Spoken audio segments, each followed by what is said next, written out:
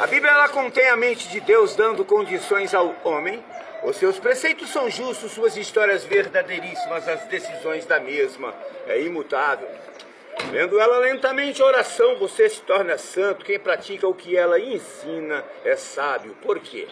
Ela contém luz para dirigi-lo, cajado do peregrino, bússola do piloto, espada do soldado, remo do navegante, é o guia do cristão. Por ela o paraíso é restaurado, as portas dos céus são abertas, a do inferno é descoberta, porém o maior tema da Bíblia é Jesus. Jesus ele morreu em uma cruz contendo 2 madeiros. Por nome o madeiro maior da cruz chama-se patíbulo, a menor que corta chama-se haste transcendental, ou a própria haste que transcende. A Bíblia é composta de 66 livros. São 39 livros no Velho Testamento e 27 no Novo. 39 com 27 é 66, conforme eu falei. O primeiro livro é Gênesis, conhecido como Alfa, o princípio, e o último, Apocalipse, o ômega, fim. O primeiro é Gênesis, o segundo é Êxodo, o terceiro é Levítico, o quarto é Números, o quinto é o Deuteronômio, o quinto e último livro que Moisés escreveu, conhecido como Pentateuco. E dentro desses 66 livros do qual eu me referi, que compõem as Escrituras Sagradas, vocês vão encontrar 1.119 capítulos e 31.173 versículos contém a Bíblia. O maior versículo no livro de Esther, tendo o capítulo como 8, versos como 9. O menor versículo no Novo Testamento é lá no livro de João. O capítulo é o 11, o verso é 35, o título do tema é Ressurreição de Lázaro. E o versículo é Jesus chorou. As 2 primeiras letras do primeiro livro da Bíblia, que é o livro de Gênesis, conhecido como Alfa, o princípio, é o N e o O, que diz assim, ó: no princípio criou Deus os céus e a terra. A terra ela era sem forma e vazia. Havia trevas sobre a face do abismo e o Espírito de Deus se movia sobre a face das águas. A Bíblia se refere a muitos profetas. O profeta mais citado da Bíblia é o profeta Elias.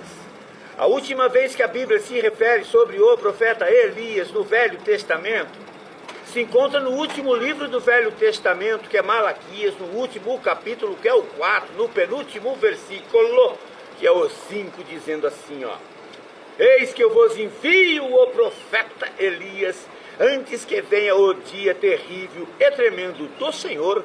O último versículo é o 6, ele conclui dizendo assim, ó: onde os pais converterão os corações aos filhos, e os filhos converterão os corações aos seus pais, para que eu, o Senhor teu Deus, não venha e fira esta terra com toda a minha ira.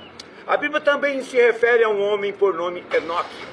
Enoque foi o único homem que andou lado a lado com Deus, porém não via a face de Deus. Deus tinha um amor ímpar para com Enoque. Deus chega em Enoque e fala: Enoque, sai por este mundo afora, falando do amor do teu Deus. Simplesmente, gente, Enoque andou falando de Deus 365 anos. Enoque andou falando de Deus. E Enoque é o único ser que não passou pelo processo morrer. Ele foi levado vivo pelo próprio Deus lá para o céu. Essa transposição chama-se transladado pelo próprio Deus. Existem personagens da Bíblia que foram arrebatados por anjos a serviço de Deus, mas pelo próprio Deus somente. Enoque. A Bíblia também se refere a um homem por nome Jó. Exemplo do cristianismo, patriarca da paciência, é o único homem escolhido pelo próprio Deus a dedo para ser testemunhado por Deus perante Satanás, foi Jó. Jó, ele nasceu numa terra por nome Uz, e no livro de Jó, por 31 vezes, vocês vão encontrar a palavra Todo-Poderoso. Também no livro de Jó nasce, é oferecido pela primeira vez na história da humanidade a eutanásia. Os estudiosos taxam a doença de Jó como leishmaniose, outros elefantiose, outros câncer supurante que atinge a genitália externa de Jó. Porém, a Bíblia diz que é a lepra, ao ponto de Jó se coçar com um caco de telha. Desfigurante a aparência de Jó. Jó ele raspa sua cabeça, rasgando o seu manto. Ele lança-se nu sobre o pó da terra, com o rosto no pó da terra, e o corpo também. Creio eu para sentir o frescor da terra pelas chagas que havia em seu corpo, mas em nenhum instante Jó blasfema de Deus nesta prova. Jó não blasfema de Deus, ele amaldiçoa o dia do seu natalício, o dia do seu nascimento, mas blasfemar perante Deus, contra Deus, jamais Jó fez isso.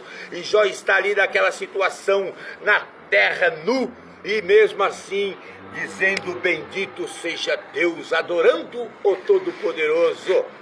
Neste momento a mulher de Jó chega e encontra ele naquela situação desfigurante. Ela não se contém de ver Jó adorando Deus, ela fala: homem, homem, homem. Olha a situação que você se encontra, homem, e tu ainda fica retendo fidelidade a esse teu Deus aí, homem. Você está apodrecendo vivo. O melhor que você tem a fazer, homem, é amaldiçoar este teu Deus e morrer. Ela acaba de oferecer a ele a eutanásia. A Bíblia diz que Jó, com um sacrifício imenso, olha para ela e diz: mulher, mulher, mulher, como uma louca fala tu, mulher? Eu vim nu do ventre de minha mãe, e nu eu tornarei para lá. Eu vim do pó, para o próprio pó eu vou tornar. Mas tem um detalhe, mulher: de tudo isso que eu estou passando, a Bíblia diz que Jó aponta para o céu e diz essas palavras: